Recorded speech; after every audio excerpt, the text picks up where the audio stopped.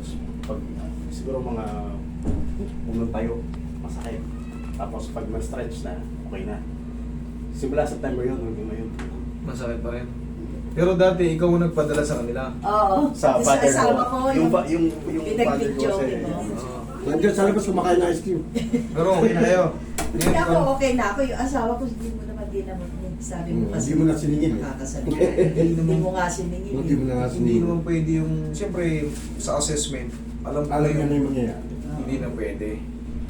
Wala namang sinila. Oo. Wala nga. Kaya nga, bossing, dito sa'yo September pa. September pa. I-trace natin dito, baka hamstrings so sa'yo or sa knee joint problem, i-align natin ito. Tapos, siyempre, mamasasin ko rin itong hamstring mo. Baka may na nakalis na konting, okay? Ano yan? Sige. Tingnan ko nandun. Buka niya. 50 lang. Ang gagawin mo na naman. Relax na. Ayun!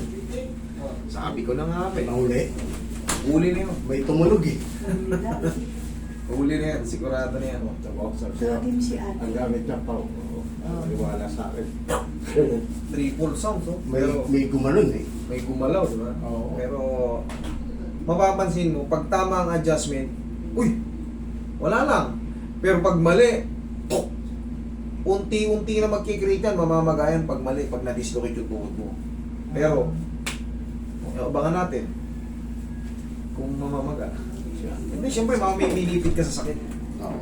Ramdam na yun yan. Tapos si Arlene. Kami naman May disalignment si talaga Arlene. yun. Halika dito.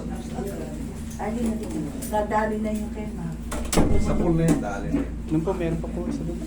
Usap niyo nung pulitin mo po. Tagal na yan. Grabe. Pagka... Nabundog mo na ako? Meron akong TikTok. Sa Meron vlog. akong YouTube. Ako nga na video niya. Meron akong Instagram.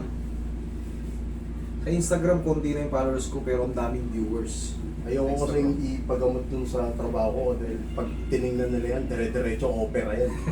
Ayaw. Nakakatakot magpa-opera eh. Oo. Yun ang ano, ayoko rin. Ay, ikaw sumipa. Ganito, oh. Tigasan mo to ha. Si Brother pa. Sipa. Isa pa? Wala na yan. Sigurado na yan. Sige, try mo umupo, sir. Tapos tumayo ka. Ay, dito ba? Hindi, sige, yung sinasabi niyang pag umupo siya. Oo. Yung pag nakaupo ako. Sige, upo ka lang muna. Antayin lang natin. Upo ka lang muna saglit. Mga ilang minuto. Tapos, tignan natin kung magkakaroon ng ulit ng pain reaction. September pa to eh. Hindi ko alam. Basta pag-gising ko, bigla na naman. September, October, November, December. Oh. Magpo-4 months ka na. Hmm.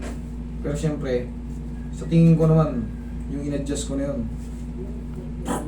Hindi kaya yung ano, ang epekto nito yung kama kasi namin pa nakapa-cross across ako mega eh. Dahil binabantayan ko yung anak ko eh. Baka malaglag. Nakalawit to lagi. Eh mga ngawit yun pag nakalawit. Kaya nga eh. Meron ngayon binibili na ano eh, kiniklip. Kami meron din kaming clip sa kama ngayon, nalaglag kasi ilang beso anak ko. Dugo yung ano eh. Taas ng kama namin, king size na ano, tapos may frame pa yon. Parang Ganto kataas oh. Oo. Yan. Eh, pero siyempre pag baby 1 year old, pag Oo. nalaglag yun. Ngayon binila namin ng ano, meron parang net na ano, tapos may frame. Naka-flip. Oo, may clip dun kinakabit.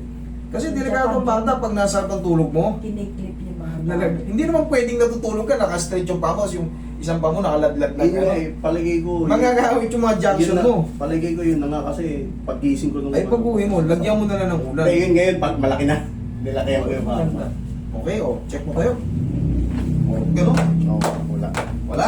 Oo. Salanan mo yan ha. Okay? Thank you.